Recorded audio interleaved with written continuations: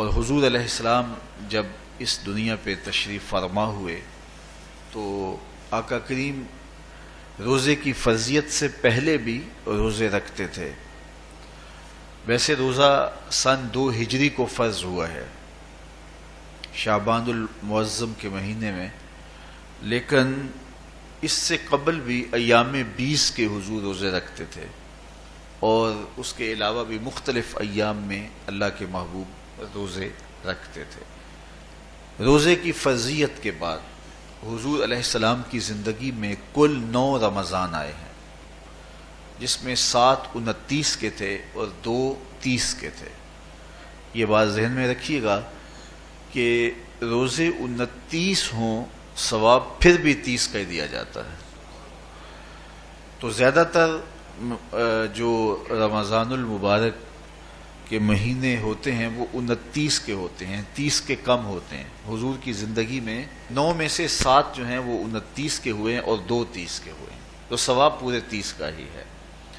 بعض لوگوں کو زیادہ ہی مسئلہ ہوتا ہے 29 ہو جائیں تو یہ اللہ کا کرم ہے کہ روزہ رکھنا بھی نہیں پڑا اور 30ویں کا ثواب بھی مل گیا، لیکن وہ شور مچا دیتے ہیں کہ یہ روزہ کھا گئے ہیں.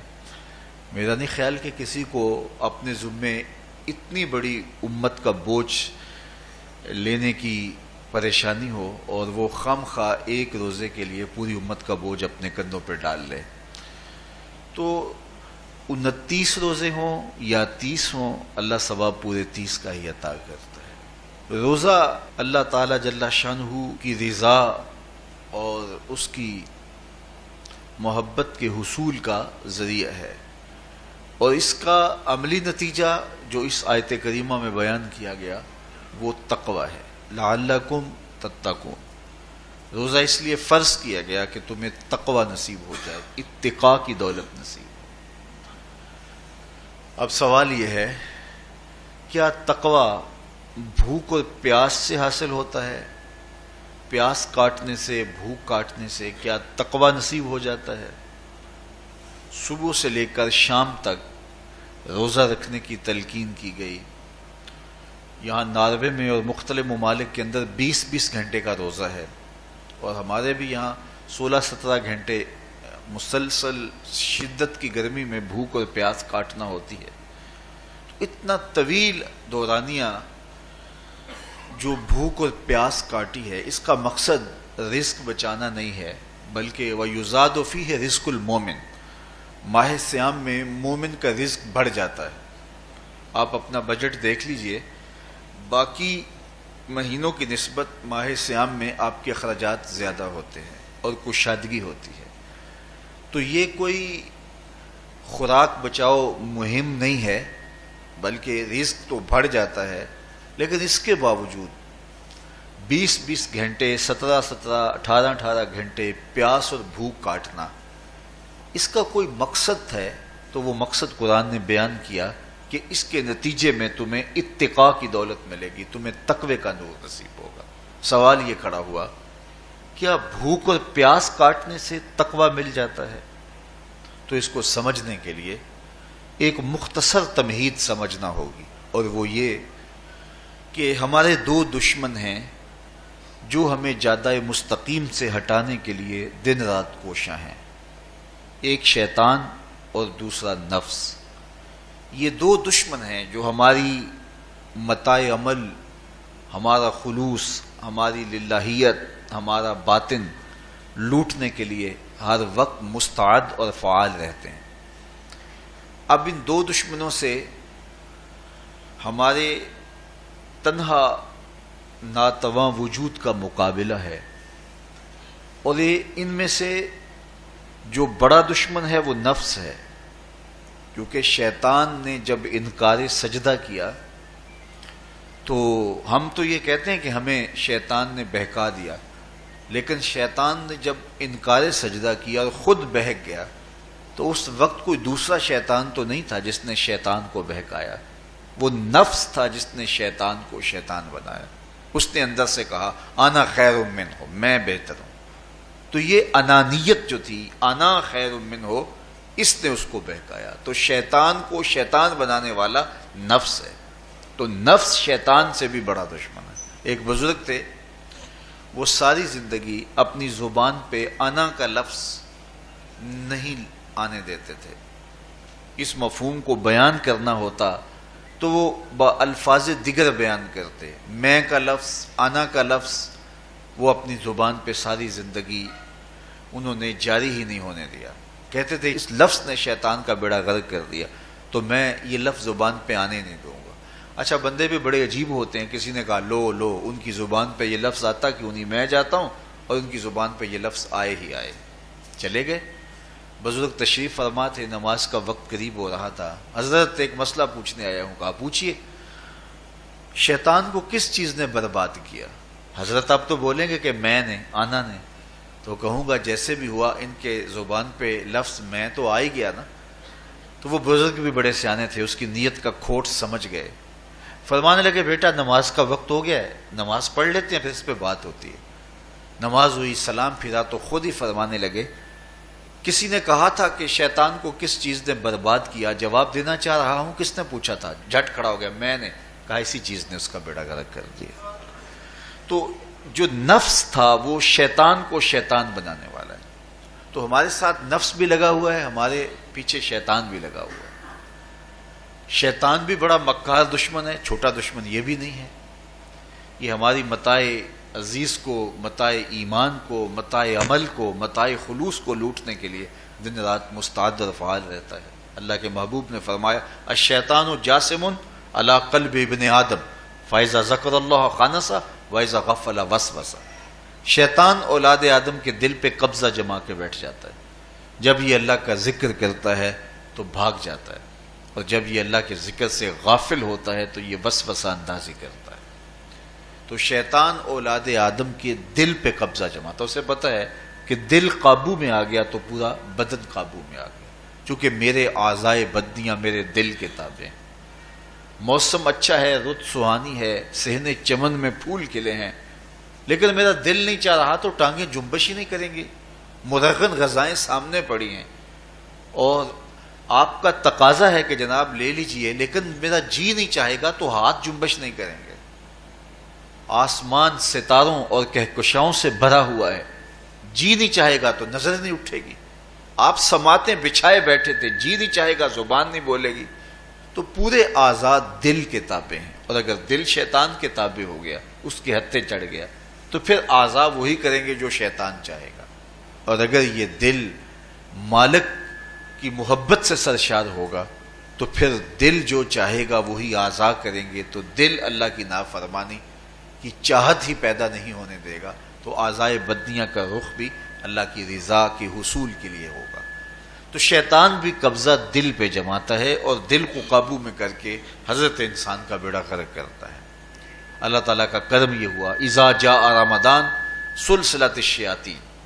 اللہ کے محبوب علیہ السلام ارشاد فرماتے ہیں جب ماہ صیام آتا ہے تو شیاطین جکڑ دیے جاتے ہیں، جنت کے دروازے کھول دیے جاتے ہیں، جہنم کے دروازے بند کر دیے جاتے ہیں. اب ہمارے دو دشمن تھے، ایک نفس اور دوسرا شیطان. دونوں کے مقابلے میں ناتواں اور کمزور جان کو مقابلے میں آنا پڑتا تھا. لیکن جب ماہ صیام آیا، یہ ماہ انور آیا، تو ہمارے دو دشمنوں میں سے ایک دشمن باندھ دیا گیا. اب ہمارا مقابلہ صرف ایک دشمن سے رہ گیا. دیکھیے ماہ رمضان آتا ہے تو مسجدوں کے در کشادہ ہو جاتے ہیں، لوگوں کا رجحان دین کی طرف ہوتا ہے. جو 5 نمازیں بھی نہیں پڑھتے ہوتے ان کو تراویح میں بھی کھڑا ہوتا دیکھتے ہیں. اہتمام ہوتا ہے، نیکی کا، صدقہ و خیرات کا ماحول پیدا ہوتا ہے. ایسا کیوں ہے؟ کہ شیطان بند گیا. لیکن اس کے باوجود نظر بھٹک رہی ہے، خیالوں میں آوارگی ہے، اور رشوت کا بازار گرم ہے. کیوں؟ کہ ابھی نفس موجود ہے. تو نیکی کا جو ماحول پیدا ہوا یہ شیطان کے بند جانے کی وجہ سے، اور برائی کا ماحول اب بھی موجود ہے یہ نفس کے موجود ہونے کی وجہ سے. تو ہمارے دو دشمن ہیں جو ہمیں جادہ مستقیم سے ہٹاتے ہیں، ایک شیطان اور دوسرا نفس. اب جب ماہ صیام آیا تو شیطان باندھ دیا گیا. اب ہمارا مقابلہ صرف نفس سے ہے، اور یہ نفس شیطان سے بھی بڑا دشمن ہے. شیطان کو شیطان بنانے والا نفس، اور وہ ہمارے ساتھ جڑا ہوا ہے. ماہ صیام میں شیطان تو بند گیا لیکن نفس نہیں بندھا. اب ہمیں اپنے نفس کو کمزور کر کے اور اپنی فتح حاصل کرنی ہے اور تقوی کی منزل کو پانا ہے. اب شیطان تو اللہ نے باندھ دیا، اب نفس کو کیسے باندھیں؟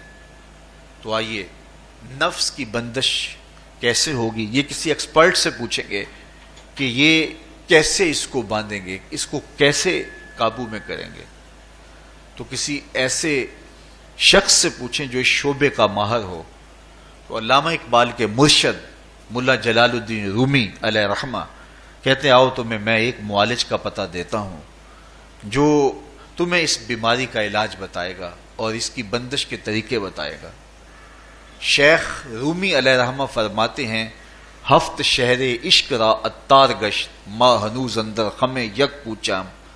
عشق کے 7 شہر شیخ فرید الدین اتار گھوم چکے ہیں اور میرے جیسا شخص عشق کے پہلے شہر کی پہلی گلی کے کونے پہ کھڑا ہے. اب اندازہ کیے کہ جن کا پتہ حضرت ملا جلال الدین رومی دے رہے ہیں وہ کس بلند مرتبے پہ فائز المرام ہے. فرمایا کہ وہ عشق کے 7 شہر گھوم چکے ہیں اور میں پہلے شہر کی پہلی گلی کی نکر پہ کھڑا ہوں. اب شیخ فرید الدین علیہ رحمہ سے پوچھئے کہ شیطان تو بند گیا، اب نفس کا وبال ہمارے اوپر پڑ رہا ہے اور ہم اس کے باوجود ماہ صیام کے اندر گناہوں میں منہمک ہیں، تو ہمیں بتایا جائے کہ اس نفس کا علاج کیسے کیا جائے. ہمیں آپ کا پتہ بتایا گیا ہے. تو شیخ فرید الدین اتار بولے نفس نتواں کشت الا باسے چیز بات گوئم یاد گیرش اے عزیز. نفس نہیں مرتا لیکن اگر 3 اسلحے تیرے پاس ہوں تو یہ ٹھہر بھی نہیں سکتا. وہ 3 اسلحے کون سے ہیں؟ خنجر خاموشی و شمشیر جو، نیزائے تنہائی و ترک ہجو. خاموشی کا خنجر، بھوک کی تلوار اور تنہائی کا نیزہ.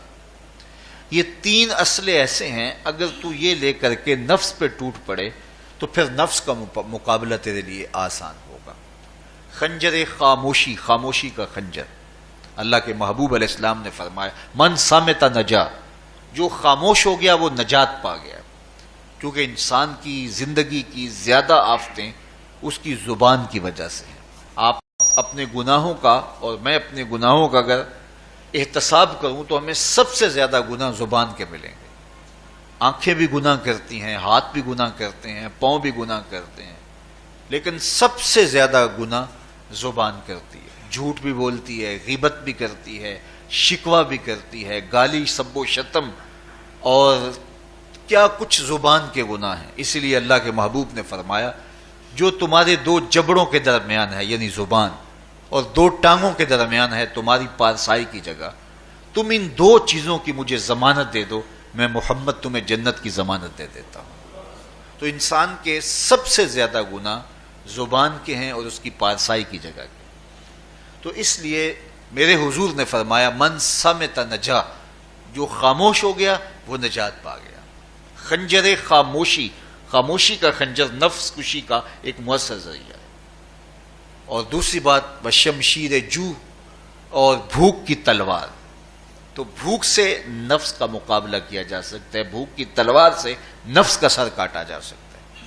اللہ کے محبوب کا فرمان سنیے یا معاشر الشباب من استطاع منکم الباء فلیتزوج فإنہ اغض للبصر واحسن للفرج فمن لم یستطع فعلیہ بالصوم فإنہ لہ وجاء. اے جوانوں کے گروہ، تم میں سے اگر کوئی نکاح کرنے کی طاقت رکھتا ہے تو وہ دیر نہ کرے، فی الفور نکاح کر لے. یہ نظر کا اور پارسائی کا محافظ ہے. لیکن اگر تم میں سے کوئی نکاح کرنے کی فی الحال پوزیشن میں نہیں ہے تو وہ کثرت کے ساتھ روزے رکھے. روزے قاطع شہوات ہیں. تو بھوک سے نفس کو جو ہے وہ روکا جا سکتا ہے، اس کو لگام ڈالی جا سکتی ہے. تیسری بات نیزہ تنہائی، تنہائی کا نیزہ. تو فرمایا گیا کہ العافیت فی العزلہ، کہ تنہائی کے اندر ہی عافیت ہے. جب مجلسوں میں غیبت کی بدبو پھیلتی ہو اور چغلی کا ماحول معاشرے کا جزو لا ینفک بن جائے اور مجالس کے اندر نظروں کی پاکیزگی کا قائم رہنا مشکل ہو جائے اور انسان کی زندگی کے اندر گناہوں کا بہت بڑا سبب مجلسی زندگی ہو تو پھر اس سے تنہائی بہتر ہے۔ حضرت شاہ نقشبند بخاری فرماتے ہیں کہ فقیر کے لیے سب سے اچھی جگہ اللہ کا گھر مسجد ہے، یا کسی کامل صالح شخص کی صحبت ہے، اور یا پھر تنہائی ہے۔ چوتھی جگہ ہلاکت کے علاوہ اور کچھ نہیں ہے۔ ہمیں اپنے کاروبار میں، اپنے معاملات میں، اپنی ملازمتوں میں جانے کی تلقین کی گئی تو وہاں یہ تلقین کی گئی کہ دیر سے جاؤ جلدی واپس آ جاؤ، اور مسجد میں جاتے ہوئے تلقین کی گئی کہ جلدی جاؤ اور دیر سے واپس آؤ۔ لیکن ہم مسجد کے دروازوں پہ جب دور موجود میں رش دیکھتے ہیں کہ لوگ بہت جلدی نکلنا چاہتے ہیں، حتیٰ کہ کندھوں سے کندھے ٹکرا رہے ہوتے ہیں کہ جلدی سے باہر نکل جائیں، حالانکہ وہ عافیت کی جگہ ہے، 2 منٹ زیادہ بھی ہو جائیں تو کوئی حرج نہیں ہے۔ اور ایسے لوگوں کو بھی نکلنے میں جلدی کرتے ہوئے دیکھا ہے کہ لگتا تو یہ تھا کہ شاید انہوں نے کسی ضروری کام پہ جانا ہے، لیکن باہر نکل کے بازار میں پھٹے پہ بیٹھے تھے اور مسجد سے نکلنے کی جلدی بہت تھی۔ تو مسجد میں جلدی جاؤ اور دیر سے واپس آؤ، اور بازار میں دیر سے جاؤ اور جلدی واپس آؤ، لیکن ہمارے رویے اس کے برعکس ہو گئے۔ تو تنہائی میں عافیت ہے، خاموشی میں عافیت ہے، اور بھوک میں عافیت ہے، اور یہ ساری چیزیں روزے میں میسر ہیں۔ فرمایا تم سے اگر کوئی شخص الجھے، بحث کرے، لڑائی کرنا چاہے تو تم اسے کہو انی صائمٌ، میں نے روزہ رکھا ہوا ہے۔ اسی طرح جو ہے وہ روزے سے آپ کو یکسوئی ملے گی، قرآن مجید کی تلاوت کا ماحول ہوگا، اور تم بھوک کاٹو گے، اور یہ تینوں چیزیں تمہارے نفس کو کمزور کرنے والی ہیں۔ شیطان بند گیا، نفس کمزور ہو گیا، اور جب نفس کمزور ہو گیا، کمزور ہوتا ہے، یہ نفس مرتا نہیں ہے۔ یہ تو کوئی ہے باج فقیراں کسے نہیں ماریا، باہو ظالم چور اندر دا، یہ اندر والا چور جو ہے وہ اتنی آسانی سے قابو آتا ہی نہیں ہے، یہ پھر سر اٹھا لیتا ہے۔ اس کو جتنا کچلو، یہ کچھ عرصے کے بعد تھوڑی سی خوراک ملتی ہے تو پھر سر اٹھا لیتا ہے۔ حضرت بایزید بستامی کہتے ہیں میں نے اپنے نفس کو ایک دن کہا کہ میں تجھے خوراک بھی نہیں دیتا اور تو پھر بھی موٹا تازہ ہے، تو میرے نفس نے مجھے کہا کہ اے بایزید، جب تم بازار سے گزرتے ہو تو لوگ انگلیاں اٹھا اٹھا کہتے ہیں یہ بایزید جا رہا ہے، یہ بایزید جا رہا ہے، تو مجھے میری غذا اور خوراک اس سے مل جاتی ہے۔ تو یہ خوراک ہوتی ہے نفس کی۔ تو نفس بہت ظالم ہے اور ساری زندگی اس سے لڑتے ہوئے گزرتی ہے۔ وہ کسی نے کہا تھا نا، تمام عمر طوفان سے کھیلتے گزری، نیا کے ڈوبنے کا ڈر بھی رہا۔ تو یہ ساری زندگی اس طرح ٹکراتے ہوئے سے گزرتی ہے، لیکن جب کمزور ہو جائے تو پھر یہ شیطان کو جو ہے وہ موقع نہیں دیتا ہے۔ لیکن اگر نفس اگر ماہ صیام میں ہمارا کمزور نہ ہوا، صرف ہم نے بھوک ہی کاٹی اور باقی اپنے معمولات وہی رکھے، تو میرے حضور نے فرمایا جس نے جھوٹ اور برے کام نہیں چھوڑے اور جھوٹے کام ترک نہیں کیے، اس کے بھوکا اور پیاسا رہنے کی اللہ کو کوئی ضرورت نہیں ہے۔ روزہ تو ایک مشق تھی، یہ تو باطن کی تطہیر کا ایک ذریعہ تھا، یہ تو من کی تہذیب کا ایک ذریعہ تھا، یہ تو نفس کی شر سے اپنے آپ کو بچانے اور شیطان کے مکر و فریب سے بچانے کا ایک ذریعہ تھا۔ دیکھیے شیطان بند جاتا ہے ماہ صیام میں، حدیث واضح ہے، لیکن نفس موجود رہتا ہے۔ اگر نفس کمزور ہو گیا تو شیطان چھٹ کے بھی کچھ نہیں کرے گا، کیونکہ شیطان باہر کا دشمن ہے، نفس اندر کا دشمن ہے۔ جب تک اندر والا دشمن ساتھ نہیں دیتا، باہر والا دشمن کچھ نہیں کر سکتا۔ ہمارے دیہاتوں میں چوری ہو جائے تو بوڑھے بزرگ سر جوڑ کے بیٹھ جاتے ہیں کہ چور کہاں سے آیا، کیسے آیا، تو ایک نقطے پہ سارے متفق ہوتے ہیں کہ اندر کا کوئی بھیتی ضرور موجود ہے۔ اگر اندر کا کوئی بھیتی موجود نہیں ہے تو چور باہر سے آ کے حملہ آور ہو ہی نہیں سکتا ہے۔ تو شیطان باہر کا چور ہے، نفس اندر کا بھیتی ہے، اور اگر یہ اندر والا باہر والے کا ساتھ نہ دے تو شیطان انسان پر حملہ آور ہو ہی نہیں سکتا۔ اس لیے اس کو قابو کر لیں، اس کو رام کر لیں، تاکہ شیطان چھٹنے کے باوجود بھی جو ہے وہ ہمارے اوپر حملہ آور نہ ہو سکے۔ ورنہ وہ تو پیچ و تاب کھا رہا ہے کہ یہ جو تم نمازیں پڑھتے ہو، سروں پہ ٹوپیاں تم نے پہنی ہیں اور بڑے شریف بن کے مسجد میں جا رہے ہو، ذرا چھٹ لوں، عید کے دن ہی جو ہے وہ تمہارا سارا کیا دھرا برباد نہ کیا تو مجھے شیطان نہ کہنا۔ تو وہ سب کچھ برباد کر دیتا ہے اگر ہمارے نفس کی تہذیب نہیں ہوتی۔ تو یہ اللہ نے ایک ہمیں موقع دیا ہے، پورا 1 مہینہ ہے، ایک ورکشاپ ہے باطن کی تطہیر کے لیے، اور ایک اندر کی پاکیزگی کے لیے ہمیں ایک موقع فراہم کیا گیا ہے اور اس سے ہم بھرپور فائدہ حاصل کریں. قرآن مجید کی کثرت کے ساتھ تلاوت، صلاۃ التراویح میں شمولیت اور خاموشی کا اختیار کرنا، اور جو ہے وہ اللہ کے ذکر فکر کی طرف متوجہ رہنا اور بھوک کاٹنا، اس کا عملی نتیجہ یہ ہوگا کہ اتقاء کی دولت نصیب